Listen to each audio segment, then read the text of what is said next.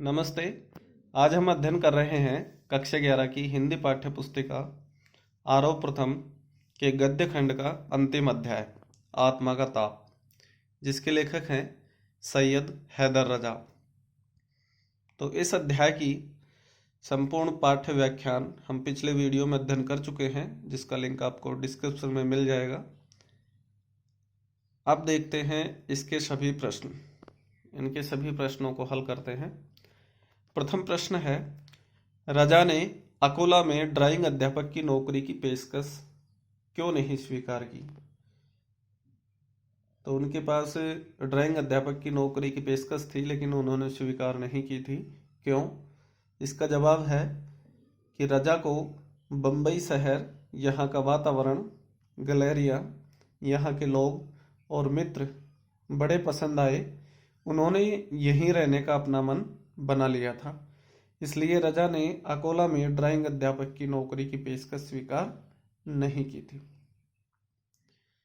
इस गद्यांश का अध्याय का अगला प्रश्न है, बंबई में रहकर कला के अध्ययन के लिए रजा ने क्या क्या संघर्ष किए?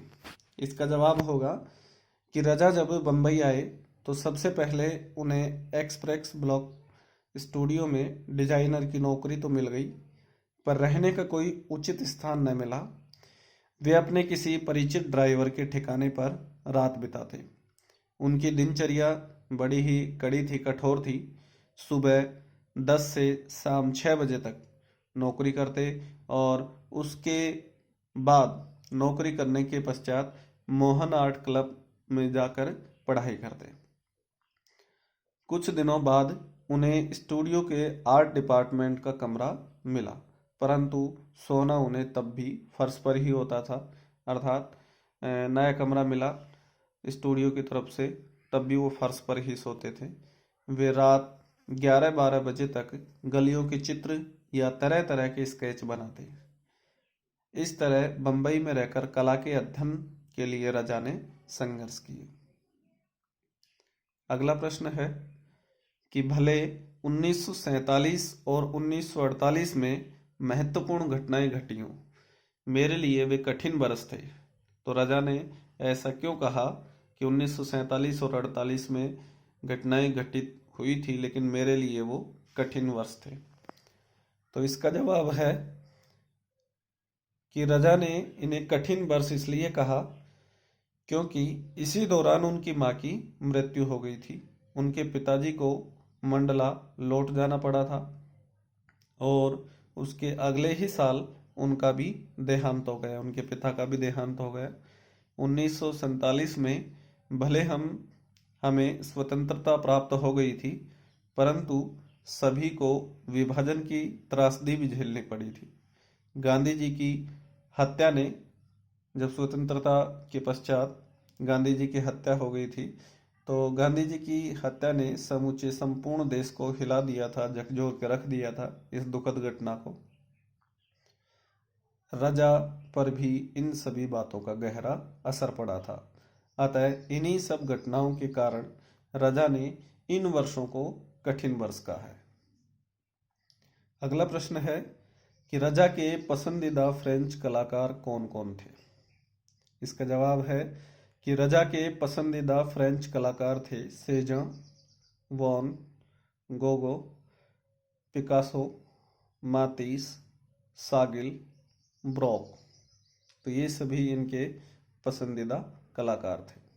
अगला प्रश्न है कि तुम्हारे चित्रों में रंग है, भावना है, लेकिन रचना नहीं है। तुम्हें मालूम होना चाहिए कि चित्र इमारत की तरह बनाया जाता है। आधार, नींव, दीवारें, बीम, छत, और तब जाकर वह टिकता है। तो यह जो कथन है, यह किसने और किस संदर्भ में कही है? तो इसका जवाब है कि उपर्युक्त कथन, कौन सा कथन? यही कि तुम्हें मालूम होना चाहिए कि चित्र इमारत की तरह बनाया जाता है। आधार, नींव, दीवारें, बीम, छत, और तब जाकर वह टिकता है, जैसे कि इमारत टिकती है। तो यह कथन फ्रेंच फोटोग्राफर हेनरी कार्तिये ब्रोस ने कही थी। लेखक के चित्रों के संदर्भ में अपनी टिप्पणी देते हुए कहा था उन्होंने? हेनरी कार्तिये ब्रोस ने। अगला इसी से संबंधित प्रश्न है कि तुम्हारे चित्रों में रंग है, भावना है, लेकिन रचना नहीं है। तुम्हें मालूम होना चाहिए कि चित्र इमारत की तरह बनाया जाता है, आधार, नींव, दीवारें, बीम, छत, और तब जाकर वह टिकता है। तो इससे दूसरा प्रश्न पूछा गया है कि रजा पर इसका क्या प्रभाव पड़ा था। इसका जवाब है कि फ्रेंच फोटोग्राफर हेनरी कार्तिये ब्रोस ने की टिप्पणी का रजा पर बड़ा ही गहरा प्रभाव पड़ा। बंबई लौटते ही रजा ने फ्रेंच सीखने के लिए अलियांस फ्रांस में दाखिला लिया और अपना ध्यान पेंटिंग की बारीकियों पर केंद्रित करने लगी। अगला प्रश्न है कि रजा को जलील साहब जैसे लोगों का सहारा न मिला होता तो क्या तब भी वे एक जाने माने चित्रकार होते? इसको तर्क सहित स्पष्ट करना है। इसका जवाब है कि रजा को जलील साहब जैसे लोगों का सहारा न मिला होता तब भी वे एक जाने माने चित्रकार होते। क्यों? क्योंकि रजा में चित्रकार बनने की अदम्य आकांक्षा थी। हाँ, यह बात और है कि जलील साहब के कारण रजा को आर्थिक कठिनाइयों से मुक्ति अवश्य मिली, परंतु संघर्ष, लगन और धुन तो रजा की ही थी, जिसके कारण देर या सवेर अर्थात चाहे कुछ समय बाद मिले लेकिन उन्हें सफलता जरूर मिलती।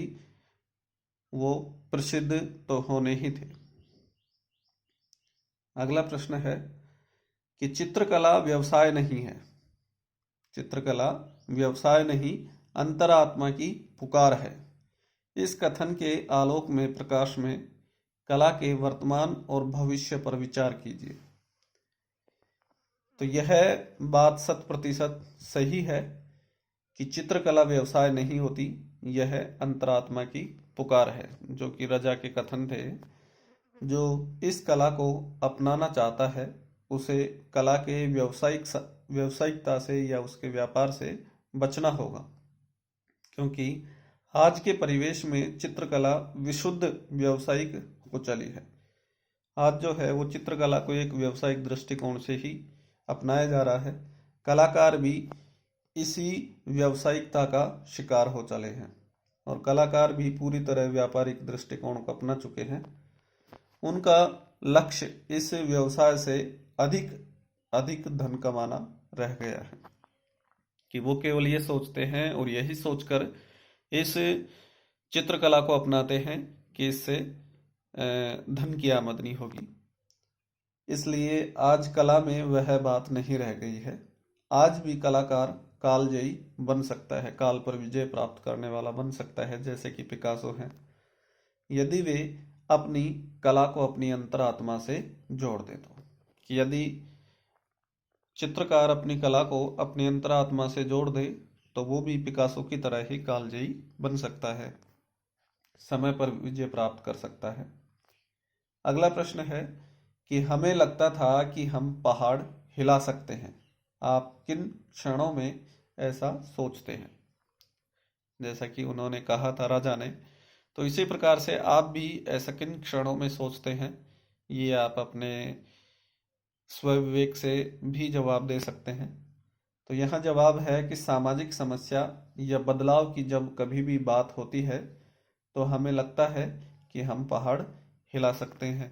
पहाड़ हिलाने से तात्पर्य प्रतिकार्थ यहाँ ये है कि हम कोई बड़ा परिवर्तन कर सकते हैं। अगला प्रश्न भाषा से संबंधित है कि जब तक मैं बंबई पहुंचा तब तक जे स्कूल में दाखिला बंद हो चुका था। तो इस वाक्य को हम दूसरे तरीके से भी कह सकते हैं कि मेरे बंबई पहुंचने से पहले जे स्कूल में दाखिला बंद हो चुका था। तो नीचे दिए वाक्यों को दूसरे तरीके से लिखना है। तो मैंने प्रश्न और उत्तर एक जगह ही लिख दिया है। यहाँ हम समझ लेते हैं कि यहाँ जो वाक्य दिया हुआ है ये कि जब तक मैं बंबई पहुंचा तब तक जे स्कूल में दाखिला बंद हो चुका था। तो ये जो वाक्य है ये जब तक और तब तक ये मिश्र वाक्य है। तो मिश्र वाक्य में परिवर्तन करा रहे हैं। यह परिवर्तन किया गया है कि मेरे बंबई पहुंचने से पहले जे स्कूल में दाखिला बंद हो चुका था। तो ये जो वाक्य है ये सरल वाक्य है और ये जो वाक्य है ये मिश्र वाक्य है। तो वाक्य की वीडियो भी मैं आपको पढ़ा चुका हूँ और जिसने नहीं पढ़ी हो वो प्लेलिस्ट में जाकर देख सकते हैं या चैनल पर उपलब्ध हो जाएगी। तो यहाँ मिश्र वाक्य को सरल या साधारण वाक्य में परिवर्तन किया गया है। इसी प्रकार से अन्य मिश्र वाक्य दिए हुए हैं, उनको हम सरल या साधारण वाक्य में परिवर्तित करेंगे। तो पहला इसी का कह दिया हुआ है जिस वाक्य को परिवर्तित करना है मिश्र से सरल में। तो जब तक मैं प्लेटफॉर्म पहुंचती तब तक गाड़ी जा चुकी थी।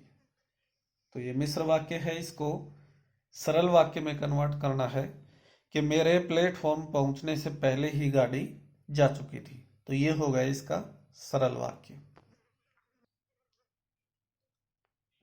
अगला है कि जब तक डॉक्टर हवेली पहुंचता तब तक सेठ की मृत्यु हो चुकी थी।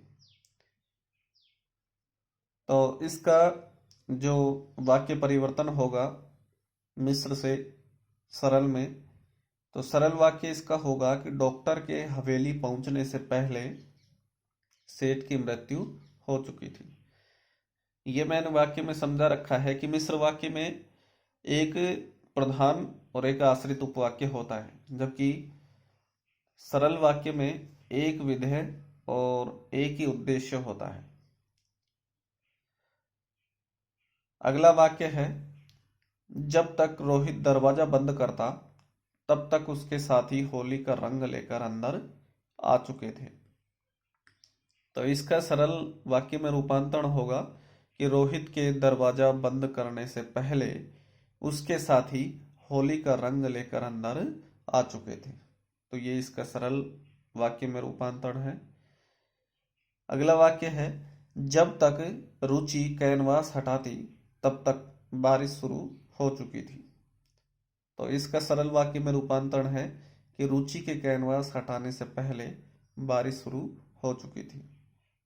तो इस प्रकार से हमने मिश्र वाक्य से और सरल वाक्य में रूपांतरण किया है। अब अगला प्रश्न है कि आत्मा का ताप पाठ में कई शब्द ऐसे आए हैं जिनमें ओ शब्द का इस्तेमाल हुआ है, जैसे कि ऑफ, ब्लॉक और नॉर्मल। नीचे दिए गए शब्दों में यदि ओ का इस्तेमाल किया जाए तो शब्द के अर्थ में क्या परिवर्तन आएगा। तो दोनों शब्दों का वाक्यों में प्रयोग करते हुए और अर्थ के अंतर को स्पष्ट करना है, जैसे हाल, काफी और बाल। तो जिसकी हम बात कर रहे हैं औ, ये जो है ये अंग्रेजी का स्वर है औ। इसका जो उच्चारण होता है वो आ और ओ के मध्य होता है, न तो आ होता है और न ही ओ होता है।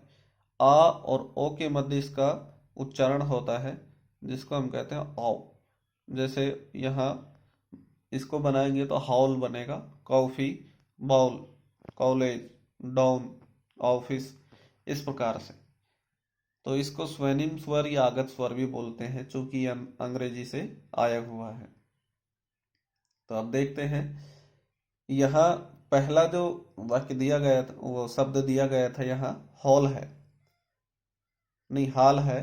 तो हाल का अर्थ होता है दशा, और इसका वाक्यों में प्रयोग होगा कि मोहन का हाल खराब है। तो इसको हम आगत स्वर या स्वेनिम स्वर लगाकर बनाएंगे, औ लगा के बनाएंगे, तो इसका होगा हॉल। हॉल का अर्थ आप जानते ही हैं, बड़ा कमरा होता है। वाक्यों में प्रयोग होगा कि हमारे स्कूल के हॉल में प्रदर्शनी लगी है। अगला शब्द है काफी। तो काफी का अर्थ होता है पर्याप्त। इसका वाक्यों में प्रयोग है कि मेरे लिए इतना खाना काफी है, अर्थात पर्याप्त है। फिर इसको आगत स्वर लगाएंगे, औल से जोड़ेंगे तो ये बनेगा कॉफ़ी। कॉफ़ी आप जानते ही हैं कि सर्दियों में पिया जाने वाला एक पेय पदार्थ होता है और सामान्यतः इसको कभी भी पी सकते हैं। तो एक पेय पदार्थ होता है चाय की तरह ही, कॉफ़ी आप सभी जानते हैं। मेरे लिए एक कप कॉफ़ी बना दो। तो इस वाक्यों में प्रयोग हो गया कि मेरे लिए एक कप कॉफ़ी बना दो। अगला शब्द है बाल। बाल का अर्थ आप जानते ही हो, केश होता है कि रेखा के बाल बहुत चमकीले व बड़े हैं। ये इसका वाक्यों में प्रयोग हो गया। और इसको अगर आगत स्वर लगाएंगे, ओ का इस्तेमाल करेंगे, तो ये हो जाएगा बॉल, जिसका अर्थ होता है गेंद, कि सचिन ने हर बॉल पर रन लिए। तो ये इसका हो जाएगा वाक्यों में प्रयोग। तो इस प्रकार से हम इस अध्याय के सभी प्रश्नों को हल कर चुके हैं। अब हम इसके रचना और व्याकरण का अध्ययन करेंगे टॉपिक वाइज एक एक। तो बने रहिए और देखते रहिए, अपने नॉलेज को अपडेट करते रहिए। धन्यवाद।